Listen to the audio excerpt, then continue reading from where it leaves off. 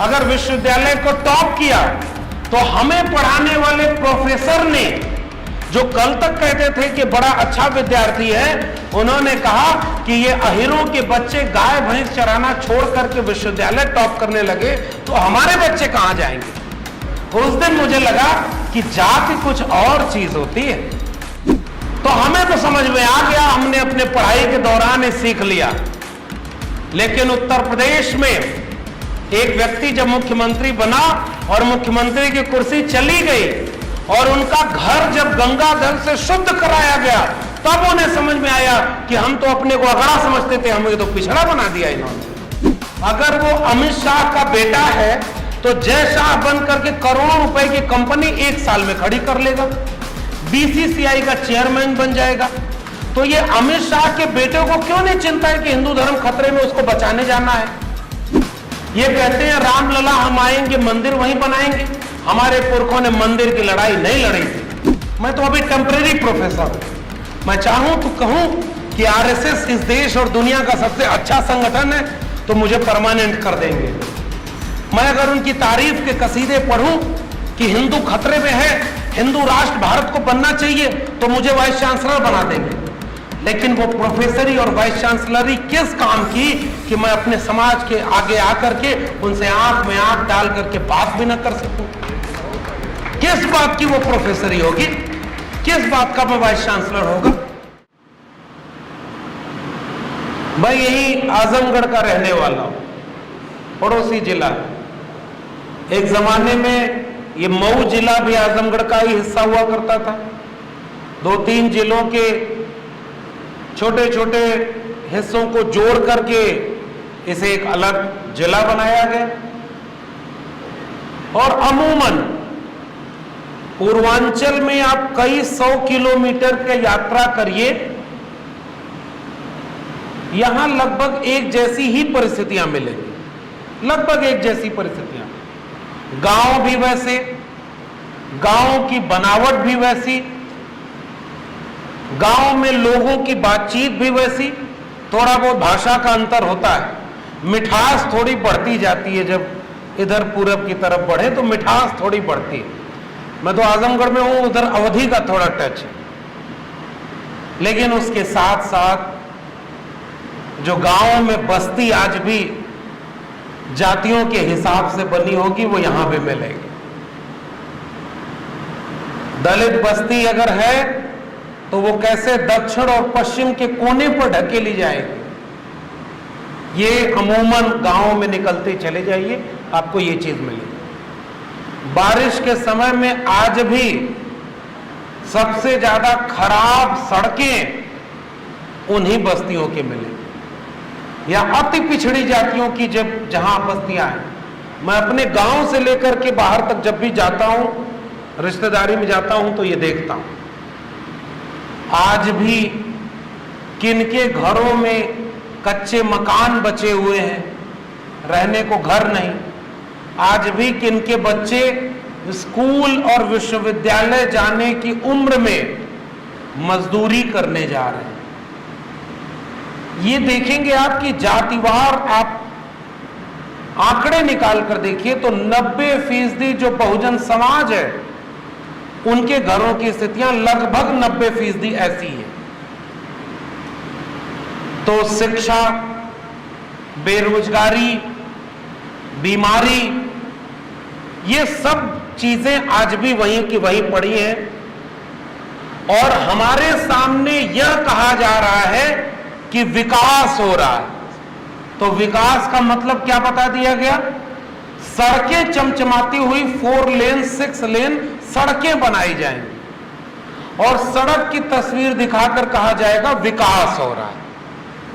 तो हम एक सवाल पूछते हैं कि उस सड़क पर चलेगा कौन?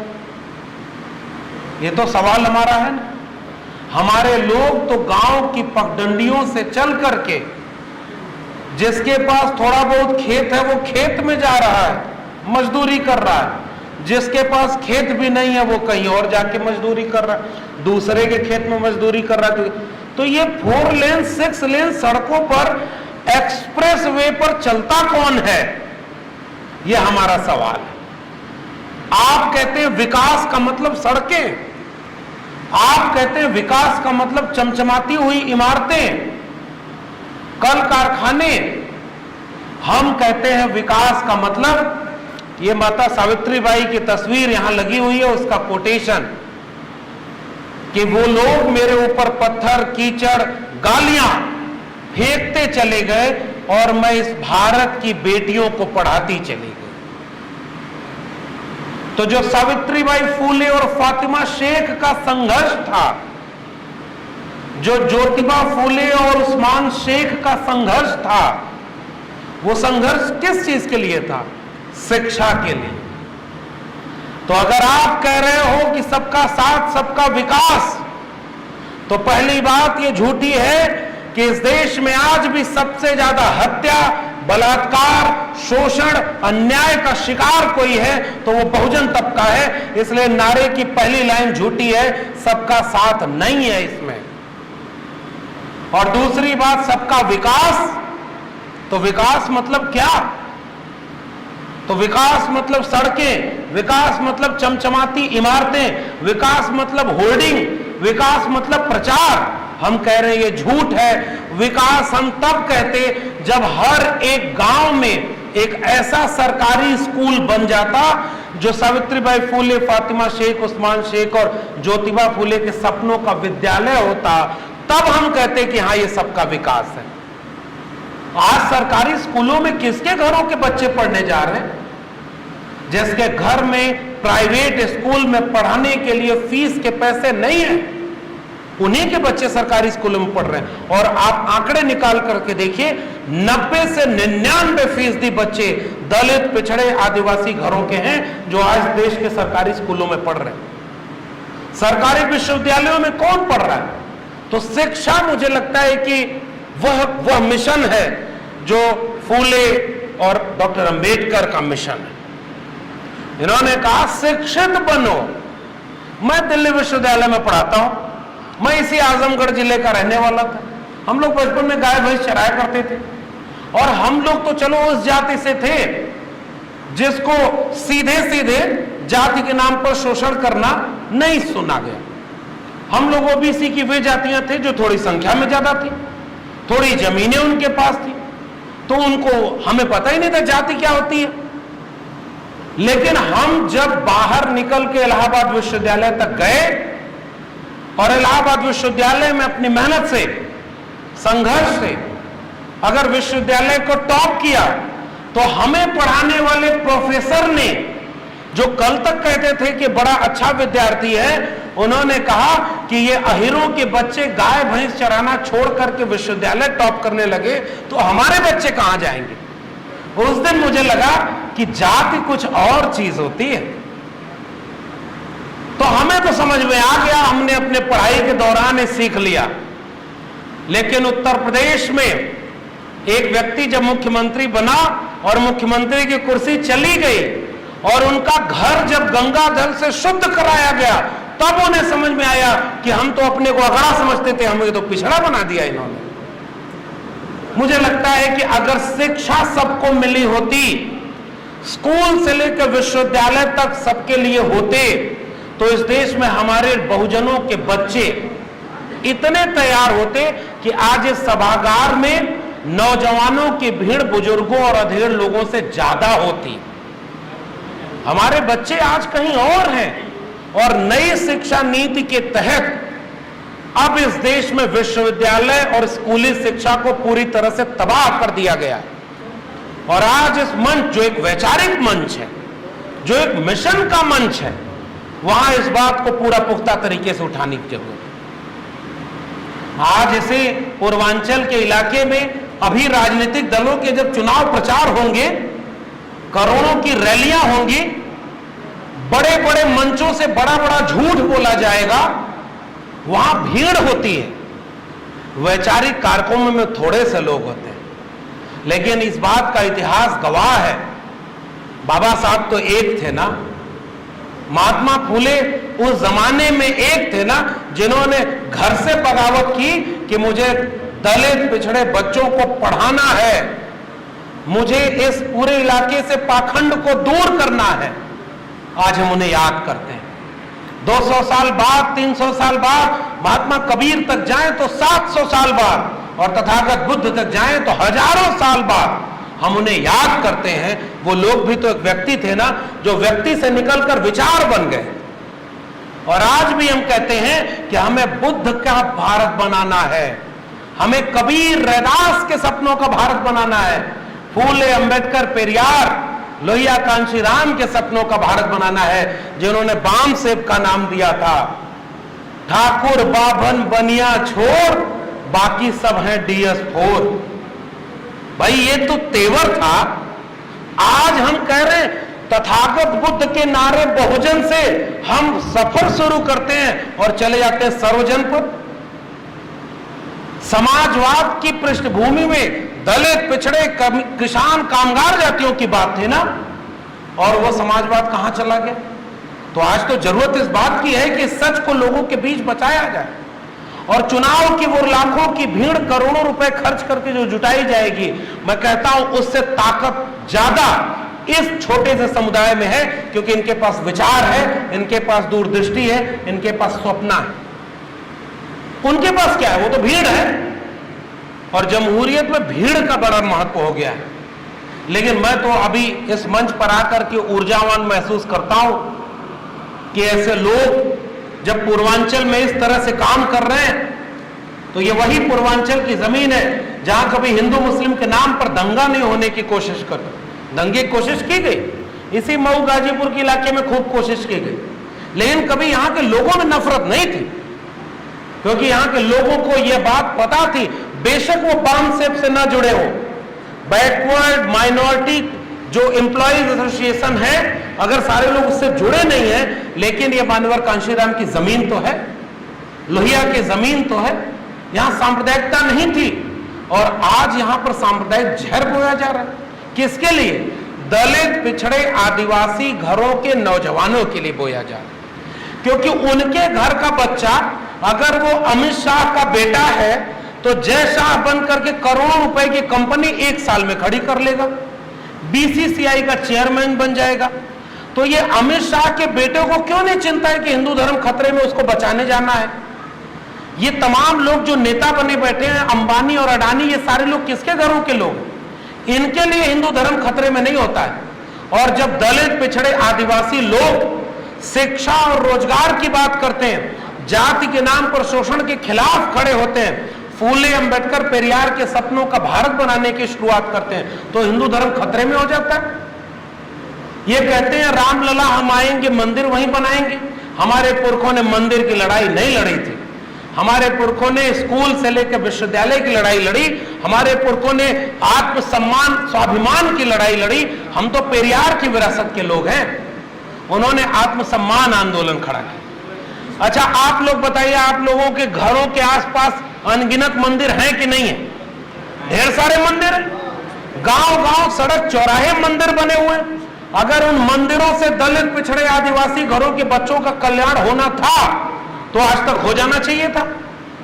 आज भी सबसे ज्यादा गरीब किन तबके के लोग हैं? अशिक्षित किस तबके के लोग हैं? बेकार किस तबके के लोग हैं? बीमार किस, दवाई नहीं दे पाए, और इस कोरोना में सबसे ज्यादा पैदल चल करके लाखों लाख लोग जो हजारों किलोमीटर पैदल चल के आए, वो किनके घरों के लोग थे? ये सब किसान, कामगार, कमेरा जाति के लोग थे, ये बहुजन लोग थे। तो आज ये देश किसका है? जब पढ़ाई, सिंचाई और दवाई नहीं दे पाए तो ये किस बात का राष्ट्र है और किस बात का इसके ऊपर गर्व किया जाए? हमें तो आज ये संकल्प लेने की जरूरत है कि हमारा राष्ट्र बिरसा, फूले, अंबेडकर, पेरियार के सपनों का राष्ट्र होगा, तब हम कहेंगे कि यह संविधान के सपनों का राष्ट्र। तो सबसे पहली बात शिक्षा, दूसरी बात दवाई, और स्वास्थ्य की सुविधा को भारत का संविधान देता है। बाबा साहब ने कहा कि डिग्निटी, लाइफ की डिग्निटी होनी चाहिए। हमें शिक्षा से वंचित कर दिया, हमें रोजगार से वंचित कर दिया, हमें बुनियादी स्वास्थ्य की सुविधाओं से वंचित कर दिया। स्कूल और अस्पताल की इमारतें जाकर देख लीजिए, वो इमारतें जितनी जर्जर है ना, उतना ही बहुजन समाज को जर्जर किया गया है। और इस देश में मुनाफा कुछ चंद लोगों के पास संकेंद्रित कर दिया गया है। और अभी हमारे दोस्त ने वो बात कही कि पूरे देश को अब उन लोगों के हाथों बेचा जा रहा है। तो ये जो जितने दलित, पिछड़े, आदिवासी नेता हैं, ये निजीकरण के खिलाफ इस देश में आंदोलन क्यों नहीं कर रहे? हमारा काम है ये सवाल उनसे पूछें। हमारा काम है उनसे ये सवाल पूछें कि आरक्षण पर जब हमला किया गया और जिनसे जातियां नहीं पूछी गई थी, अपनी जाति उस सेल्फ मेड ओबीसी ने बताई जब वो प्रधानमंत्री पद का दावेदार था, तो इस देश को बता रहा था कि मैं तो पिछड़ी मां का बेटा हूं। तो जब पिछड़ी मां के बेटे हो तो इस देश में SC/ST एट्रोसिटी एक्ट के साथ खिलवाड़ तुम्हारे शासनकाल में, 13 पॉइंट रोस्टर तुम्हारे शासनकाल में आया, तुम्हारे शासनकाल में आरक्षण का हमला किया गया, आरक्षण को खत्म किया गया। और अब पूरे देश को उसने नारा दिया था कि वो बेच रहे हैं भारत को, मैं चैन से कैसे सो जाऊं, सौगंध मुझे इस मिट्टी की, मैं देश नहीं बिकने दूंगा। और एक एक करके उसने पूरा देश अपने दोस्तों के हाथ बेच दिया। और पूरा देश बेचने के बाद आरक्षण कहां बचेगा, क्योंकि निजी क्षेत्र में आरक्षण तो दिया नहीं। तो ये जो खुद को पिछड़ा बताया था, जिसको राष्ट्रपति बनाने के बाद प्रेस कॉन्फ्रेंस करके उनकी जाति बताते हो कि हमने दलित व्यक्ति को राष्ट्रपति बना दिया, किसने पूछा था तुमसे वो जाति बताने के? अब तुम बताते हो कि 27 ओबीसी, 12 SC/ST को हमने मंत्री बना दिया। अरे तो हिम्मत है तो पहले क्यों नहीं बताया कि अगर 50 मिनिस्टर थे तो उसमें से 45 ब्राह्मण मिनिस्टर बनाया था? क्यों नहीं बताया पहले? यानी आपको झूठ बोला जाएगा कि देखिए आपके लोगों को हमने सत्ता में भागीदारी दी। तो हमारे भाई ने बिल्कुल ठीक कहा कि अगर वो हमारे लोग हैं तो बहन बेटियों के बलात्कार पर, हाथरस पर क्यों नहीं बोले, निजीकरण पर क्यों नहीं बोलते, आरक्षण को खत्म किया जा रहा है क्यों नहीं बोलते? ऐसा इसलिए हुआ क्योंकि मान्यवर कांशीराम की सबसे ज्यादा इज्जत जिस बात के लिए करता हूं, उन्होंने मिशन का काम किया था। और वामसेव सामाजिक सांस्कृतिक आंदोलन का संगठन, राजनीति तो इसका बाई प्रोडक्ट है। और अब क्या हो गया है कि हमने मान लिया है कि राजनीति ही सब कुछ है। जब राजनीति को सब कुछ मान लेंगे, राजनीति बहुत बड़ी चीज है, वहां एक सिग्नेचर से इस उत्तर प्रदेश के लाखों लाख लोगों को रहने के लिए घर मिल जाता है, एक सिग्नेचर से फेलोशिप मिल जाती है आपके बच्चों को। मैं दिल्ली विश्वविद्यालय में पढ़ा था, वहां फेलोशिप नहीं मिलती। हमारे घरों के बच्चे जब जाते हैं तो उनकी जाति पूछ करके उनसे इंटरव्यू में नंबर कम दिया जाता है, उनको रिसर्च करने के लिए एडवाइजर नहीं मिलता, जाति के नाम पर भेदभाव किया जाता है। और वहां भी जाकर के कहते हैं कि अगर मान लीजिए पूरे विभाग में एक प्रोफेसर ओबीसी है, एक दलित है, और कोई बच्चा आया एडमिशन लेने तो उससे कहते हैं कि अच्छा तुम दलित हो, तुम तो फलाने के पास जाओ, तुम ओबीसी हो, तुम उनके पास जाओ। यही विश्वविद्यालय आपने बनाया है, ये मनुस्मृति के सपनों का है विश्वविद्यालय। हमें बाबा साहब अम्बेडकर के सपनों के संविधान का विश्वविद्यालय और स्कूल चाहिए थे, वो नहीं बना। तो ये बात मैं कह के जा रहा हूं कि बाबा साहब के सपनों का भारत ये था कि समाज को इतना ताकतवर बनाइए कि आपका समाज अगर नेता बिक जाए, नेता मिशन और आंदोलन के काम से किनारे हो जाए तो समाज नया नेता पैदा कर दे। नेता के गुलाम क्यों हो? लेकिन हम समाज को आंदोलित करने में, हम समाज को जागरूक करने में कई बार चूक गए। और बुद्धिजीवी तबके, मैं तो अपने को बुद्धिजीवी नहीं मानता, अभी तो हम लोग पढ़ रहे हैं, सीख रहे हैं, लेकिन इस समाज में बाबा साहब ने एक ख्वाब दिया था, पे बैक टू सोसाइटी। अगर हमारे पास पैसा है और उस पैसे का एक हिस्सा समाज के काम में नहीं लग रहा है और हमने आरक्षण का लाभ लिया है, हमने बिरसा फुले अंबेडकर के मेहनत से जो देश बना है उसका लाभ लिया है, तो हम तो दगाबाजी कर रहे हैं अपने समाज से। मैं प्रोफेसर बन करके वहां बैठ जाऊं और मोटी तनख्वाह पाऊं और चापलूसी करूं कि अगली बार मुझे वाइस चांसलर बना दो। मैं तो अभी टेम्परेरी प्रोफेसर हूं। मैं चाहूं तो कहूं कि आरएसएस इस देश और दुनिया का सबसे अच्छा संगठन है तो मुझे परमानेंट कर देंगे। मैं अगर उनकी तारीफ के कसीदे पढ़ूं कि हिंदू खतरे में है हिंदू राष्ट्र भारत को बनना चाहिए तो मुझे वाइस चांसलर बना देंगे, लेकिन वो प्रोफेसरी और वाइस चांसलरी किस काम की कि मैं अपने समाज के आगे आकर के उनसे आंख में आंख डाल करके बात भी ना कर सकूं? किस बात की वो प्रोफेसरी होगी? किस बात का मैं वाइस चांसलर होगा? मुझे तो इनके आंखें सामने आकर के जब लोग कहते हैं कि हम आपका यूट्यूब चैनल सुनते हैं, सामाजिक न्याय की पाठशाला में सुनते हैं कि आपने शिवदयाल सिंह चौरसिया पर एक वीडियो बनाई है, और पिछड़े तबके के लोगों के बीच जाकर मैं कहता हूं कि वो लोग शिवदयाल सिंह चौरसिया को क्यों भूल गए? चौधरी छोटू राम का जिक्र हमारे दोस्त कर रहे थे, उन्होंने कितना अच्छा शब्द दिया है, कमेरा जाति के लोगों बस दो काम कर लो, अपना दुश्मन पहचान लो और बोलना सीख लो। भूल गए लोग चौधरी छोटू राम, और चौधरी छोटू राम के वंशज हिंदू बन गए। वो जाट गुर्जर जातियां, हमारे तमाम जातियां छत्री बन गई। हमारे बाबू जगदेव प्रसाद ने, हमारे रामस्वरूप वर्मा जी ने हमें क्या कहा था कि हम श्रमजीवी लोग हैं, और 90% श्रमजीवी लोगों के शोषण 10% परजीवी लोग करते हैं। और आज हमें कुर्सी पानी है तो हम कहते हैं कि परजीवी अगर हमें वोट दे देगा तो हम 22 में उत्तर प्रदेश में सरकार बना लेंगे। अरे 90% कमेरा श्रमजीवियों का वोट लेने में अगर आप नाकाम हो गए तो आप किस बात की राजनीति कर रहे हैं? ये 90% आपकी जनता थी, आपकी जनता आपसे नाराज हो गई क्योंकि आपने उनको भरोसा नहीं जीतने में सफलता हासिल की। तो मैं जब अपना काम करता हूं तो वो इसलिए कि मैं बाम सेम के मंच पर आकर दमदारी से ये कह सकूं कि मैंने अपना जमीर किसी के सामने गिरवी नहीं रखा कि मुझे व्यक्तिगत लाभ मिल जाए, क्योंकि हम आज यहां हैं तो बिरसा, फूले, अंबेडकर और पेरियार की वजह से हैं, भारत के संविधान और मंडल कमीशन की वजह से हैं। इस बात को हम कबूल करते हैं। इसलिए मेरी जिम्मेदारी है कि मैं कल आजमगढ़ में एक सभा में बोल रहा था, वहां भी मैंने ये बात कही कि आपको पता ही नहीं चल रहा है कि नई शिक्षा नीति की आड़ में आपके बच्चों के भविष्य को हमेशा के लिए तबाह कर दिया गया। पूरे देश को अंबानी और अडानी के हाथों बेच करके बिरसा, फूले, अंबेडकर के सपनों की हत्या कर दी गई है। अब कहीं आरक्षण नहीं बचा है। आने वाली पीढ़ियां हमसे पूछेंगी कि हमारी शिक्षा बेच दी, हमारा रोजगार बेच दिया, हमारी जमीन किसानों की बेच दी, मजदूरों के ऐसे प्रावधान बना दिए कि मजदूर तो व्यवसायी का गुलाम बन गया है। तो न खेती बची, न किसानी बची, न शिक्षा बची, न दवाई बची, न रोजगार बचा। तो ये बाबा साहब अंबेडकर, फूले, पेरियार के सपनों के भारत बनाने वाली बात तो छोड़ दीजिए। आने वाली पीढ़ियां हमसे पूछेंगी कि तुम्हारे सामने ये सब हो रहा था, तुम क्या कर रहे थे? तो कम से कम हम ये कह सके कि हम बाम साहब के मंच पर खड़े होकर लोगों से अपील कर रहे थे कि जागिए, इससे पहले कि जागने की नौबत ही न बचे। केवल इसलिए हम आपके बीच में आए हैं, हमारी आवाज थोड़ी है, इस मंच पर थोड़े से लोग हैं, लेकिन फिर से मैं कह रहा हूं, भीड़ कभी भी वैचारिक आंदोलन में नहीं आती।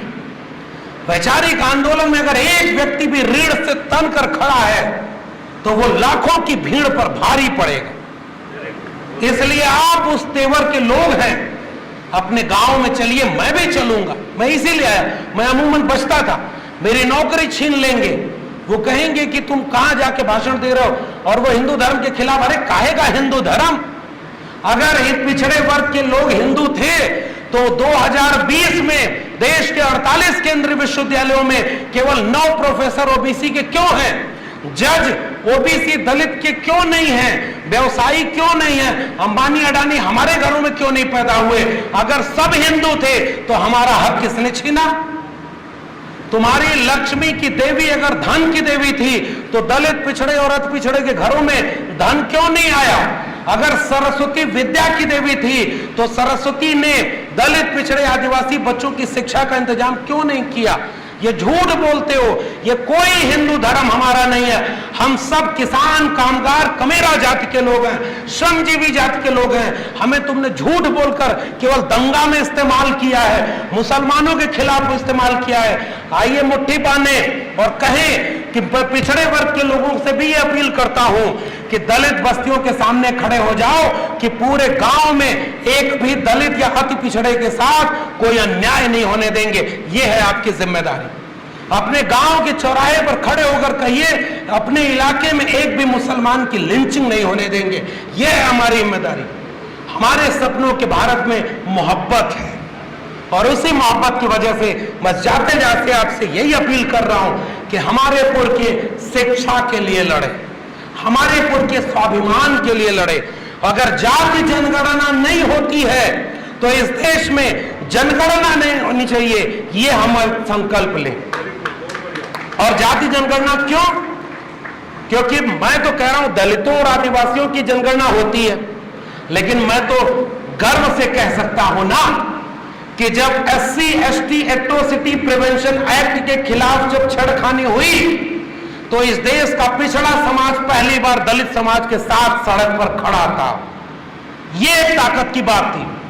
रोस्टर जब छीना गया, 13 पॉइंट रोस्टर आया तो दलित, पिछड़े, आदिवासी, पसमानदा एक साथ मुट्ठी बांध करके सड़कों पर खड़े होकर के 2 बार इस 56 इंच की सरकार को झुकने पर मजबूर किए, SC/ST एट्रोसिटी एक्ट पर और 13 पॉइंट रोस्टर पर। यह हमारी ताकत। और उसके बाद जब नीट में OBC आरक्षण नहीं था तो इस देश के दलितों ने आवाज उठाई कि OBC को नीट में आरक्षण देना चाहिए। यह हमारा भारत। और आज मैं जाति जनगणना के सवाल पर बुलंदी से कह के जा रहा हूं कि जाति जनगणना का सवाल तो दलितों और आदिवासियों का नहीं है ना, उनकी तो गिनती होती है, लेकिन इस देश का एक जागरूक बाबा साहब को मानने वाला दलित आज आप कहीं भी उससे पूछ कर देखिएगा, वो कहेगा कि जाति जनगणना होनी चाहिए, हम उसके लिए लड़ रहे हैं। ये हमारी ताकत। जाति जनगणना के लिए बोलने वाले लोग सब लोग हैं और जाति जनगणना का मकसद केवल ये है, वो कह रहे हैं कि हम नहीं करेंगे जाति जनगणना, हम नहीं बताएंगे पिछड़ों की आबादी कितनी है, हम तो कह रहे हैं हम तुमसे कहेंगे आखिरी दम तक कि तुमको बताना पड़ेगा। अगर नहीं बताना है तो एक काम कर दो, इस देश में सवर्णों की आबादी कितनी है यही गिनती करा लो। कितने % सवर्ण है, कितने उनके पास शिक्षा है, कितना नौकरी है, कितना व्यवसाय है, कितना क्या है, और फिर ये पता चले कि 3% लोगों ने 90% इस देश को अपना कब्जा कर रखा है। सत्ता संसाधन में हिस्सेदारी कहां है हमारी? तो हमारे लोग शिक्षा के लिए लड़े, हमारे लोग जमीन के लिए लड़े, हमारे लोग किसानी के लिए लड़े, हमारे लोग आत्मसम्मान के लिए लड़े, अपने वजूद के लिए लड़े, और हम हिंदू धर्म के लिए लड़ेंगे? कदापि नहीं। हम बाबा साहब के संविधान और मंडल कमीशन की रिपोर्ट, मैं तो लोगों के बीच जाकर पूरे दिलेरी से कहता हूं कि बाबा साहब के संविधान ने हमें बोलने की ताकत दी और मंडल कमीशन की रिपोर्ट ने आंख दिखाने की हिम्मत दी। ये हमारी ताकत है। तो हमारे घरों में रामचरितमानस, गीता, बाइबिल को किनारे करने की जरूरत है, संविधान और मंडल कमीशन की रिपोर्ट को सामने रखने की जरूरत है। शिक्षा, रोजगार, व्यवसाय और इस देश की संपत्ति में हमारी हिस्सेदारी, ये हमारे सवाल हैं। इस पर बामसेफ लगातार लड़ रहा है। मैं इनके पिछले कार्यक्रम में हरियाणा में भी गया था और हमारे सम्मानित सर वहां पे थे। मैं बहुत खुशी और एहतराम के साथ कह रहा हूं कि आप सबको सैल्यूट कर रहा हूं कि आप वो लोग हैं जिनमें संभावना है राष्ट्रीय स्वयंसेवक संघ का विकल्प और उससे ज्यादा अच्छा विकल्प बनने की। बामसेफ के लोगों में वो ताकत है। बामसेफ एक सांस्कृतिक वैचारिक संगठन है और यह संगठन इस देश को एक वैचारिक दिशा दे सकता है। वो तोड़ने के लिए जब एकजुट हो सकते हैं तो हम जोड़ने के लिए एकजुट क्यों नहीं हो सकते? हम सब एक हैं। हम सब एक होकर के दलित, पिछड़े, आदिवासी, पसमानदा और महिलाओं को एकजुट करें। हमारे पुरखों ने इस देश को बनाया, हम इस देश को बचाएंगे। आने वाली पीढ़ियों को बताएंगे कि जब सब बर्बाद हो रहा था तो मऊ के कॉलेज में बैठ करके ये चिंता की जा रही थी कि बिरसा, फुले, अंबेडकर, पेरियार के सपनों को कैसे बचाना है। आपने मुझे आमंत्रित किया, बहुत बहुत धन्यवाद। दोस्तों, द न्यूज़ वीक के YouTube चैनल को जरूर सब्सक्राइब करें और घंटी का बटन दबाएं